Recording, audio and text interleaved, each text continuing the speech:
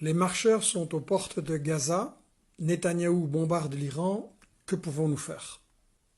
Voilà ce que m'écrit ce matin mon camarade José, membre du collectif Test Média. La guerre entre Israël et l'Iran a commencé. L'attaque massive, injustifiable contre l'Iran, dit-il, n'aurait pas été possible sans l'accord et très probablement la coopération active des États-Unis. L'Iran riposte par des missiles. Cette escalade est potentiellement plus grave encore que la guerre en Ukraine, avec des répercussions planétaires majeures. En effet, Russie et Iran ont signé un accord de coopération militaire. L'Iran est membre de l'Organisation de coopération de Shanghai, aux côtés de la Chine et de la Russie. 40% des hydrocarbures consommés par la Chine proviennent d'Iran et 50% des hydrocarbures mondiaux transitent par le détroit d'Ormuz, donc à côté de l'Iran. Les Houthis et le Hezbollah vont entrer en action. Les conséquences sur l'économie mondiale seront majeures. Tous les ingrédients d'une déflagration globale sont réunis par le jeu des alliances militaires comme en 1914. Une fois encore, le calme stratégique de Moscou et de Pékin pourrait être le dernier rempart contre un embrasement mondial. Que Netanyahou et sa clique soient maudits, comme les néoconservateurs de Washington dont la folie guerrière risque de précipiter l'humanité dans une nouvelle guerre mondiale.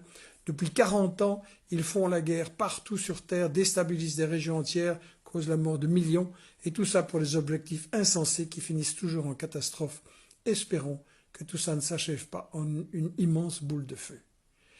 José a 100% raison, je suis 100% d'accord. La première chose à comprendre, c'est qu'il s'agit bien d'une guerre de tout l'Occident colonial, oui, toujours colonial, contre Gaza, contre l'Iran, contre tous les peuples du Moyen-Orient.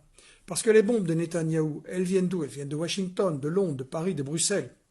Donc oui, c'est nous qui bombardons à Gaza et à Téhéran. C'est nos entreprises de l'armement, c'est nos gouvernements, avec l'argent de nos impôts, qui devraient servir à des choses bien plus utiles.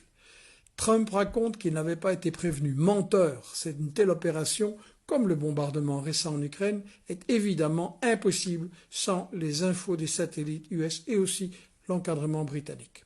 Dites-le autour de vous, c'est nous qui bombardons les enfants de Gaza, c'est nous qui provoquons l'Iran, c'est nous, enfin nos dirigeants, qui entraînons le monde sur une voie épouvantablement dangereuse. Pour arrêter cette folie meurtrière, il n'y aura que nous, notre action individuelle, quotidienne, tout de suite dans la bataille de l'info. La deuxième chose à comprendre, c'est que cette force des lanceurs de bombes cache en réalité leur faiblesse. La magnifique marche mondiale pour Gaza est en train d'isoler complètement Netanyahou, considéré partout comme un criminel à arrêter immédiatement. Et le peuple de Los Angeles résiste à Trump, dont les belles promesses sont oubliées. C'est l'armée qui l'envoie contre son propre peuple. Ils ne sont forts que parce que nous les laissons faire. Aidez Investigation à les démasquer. Aidez-nous à remplir notre mission. Likez, commentez, diffusez, parlez à fond autour de vous. Un jour, vos enfants vous demanderont « Qu'as-tu fait, papa? Qu'as-tu fait, maman, pour arrêter la guerre ?» Merci.